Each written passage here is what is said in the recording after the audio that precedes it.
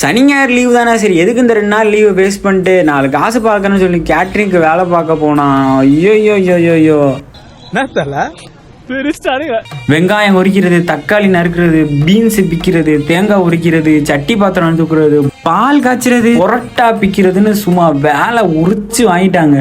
சனிக்கிழமை காலையில் 11 மணிக்கு போனவன், ஞாயிற்றுக்கிழமை 2 மணிக்கு தான் வந்தேன். திணற வேலை. கேட்ரிங் ஒர்க் தான்ப்பா, அவ்வளோவா வேலை இருக்காது, அப்பப்போ கொஞ்சம் காய்கறி மட்டும் நறுக்கி கொடுத்தா போதும்னு அந்த இன்சார்ஜ் அக்கா சொன்னாங்க.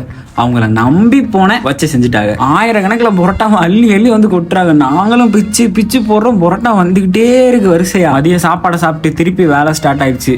எல்லா வேலையும் முடிகிறதுக்கு நைட்டு ஒரு 12 மணிலேருந்து 1 மணி ஆயிடுச்சு. 1 மணிக்கு கரெக்டாக படுக்க சொல்லிட்டாங்க.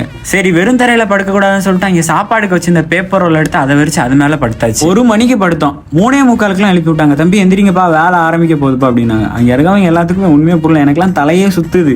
விடிய காலையில் எந்திரிச்சு அவனாவது உருளைக்கிழங்கு உரிச்சிருக்கானா, நான் உருளைக்கிழங்கு உரிச்சிட்டு இருந்தேன் அங்கே. அப்படி இப்படின்னு அந்த வேலையை முடிச்சாச்சு. ஒரு வேலையை முடிச்சா அடுத்த வேலைக்கு டக்குன்னு வாங்கப்பா இங்கே வாங்கப்பா அங்கே வாங்கப்பா அப்படி இப்படின்னு காய்ச்சி முடிச்சுன்னு ஒவ்வொரு ஆளும் கத்திட்டே இருக்காங்க. உண்மையே புரியல எனக்கு.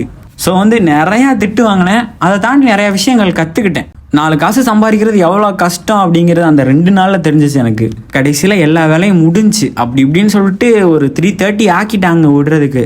அக்கா இதுக்கு மேலே எங்களால் முடியாதுக்கா, நாங்கள் கிளம்புறோம், எங்கள் காசை கொடுங்கன்னு சொல்லிட்டு அங்கேருந்து காசை வாங்கிட்டு ஆளை விடுங்க சாமின்னு திரும்பி பார்க்காம ஓடி வந்துட்டு அந்த மண்டபத்துலேருந்து அப்படியே அந்த காசை பத்திரமா வச்சு ஊருக்கு கொண்டு போய் எங்கள் அம்மா கையில் கொடுக்கும்போது தான் ஒரு நிம்மதி, ஒரு சந்தோஷம், ஒரு மகிழ்ச்சி.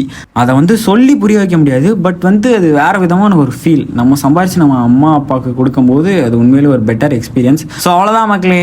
ஸோ வேறு ஏதாவது விளாக் இருந்தால் அந்த விளாக்கில் சந்திப்போம். அதுவரை டாட்டா, பாய் பாய்.